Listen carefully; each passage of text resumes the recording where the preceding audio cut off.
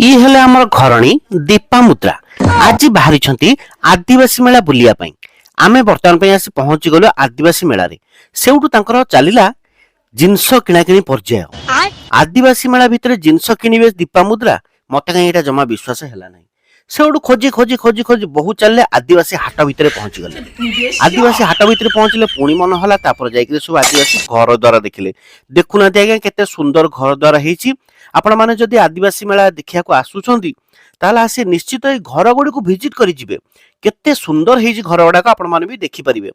ହେଇ ବର୍ତ୍ତମାନ ପାଇଁ ଆସିଗଲେ ତାଙ୍କର ବାଦାମ ଦେଖିବା ପାଇଁ। କେତେ ଜିନିଷ ଦେଖିଲେ, ବାଦାମ, କୋଳଥ, ମାଣ୍ଡିଆ ସବୁ ଦେଖିଲେ, କିନ୍ତୁ ତାଙ୍କର କୌଣସି ଦୋକାନରେ କିଛି ଜିନିଷ ପସନ୍ଦ ହବନି।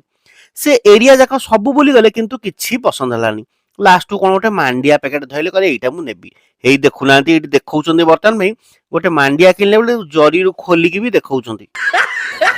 ପୁରା ବୁଲି ବୁଲି ମେଳା ମତେ ଖାଲି ମାଣ୍ଡିଆ ଟା ଭଲ ଲାଗିଲା, ଆଉ କିଛି ଭଲ ଲାଗିଲାନି।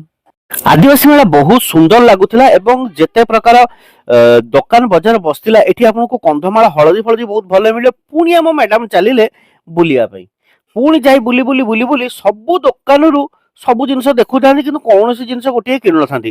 ଆଜ୍ଞା, ଆପଣଙ୍କ ଘରେ ଯଦି ଏମିତି ଆପଣମାନଙ୍କ ସ୍ତ୍ରୀ ମାନେ ଏମିତି ବୁଲାବୁଲି କରୁଥାନ୍ତି ତାହେଲେ ଆପଣମାନେ କମେଣ୍ଟରେ ଜଣାନ୍ତୁ।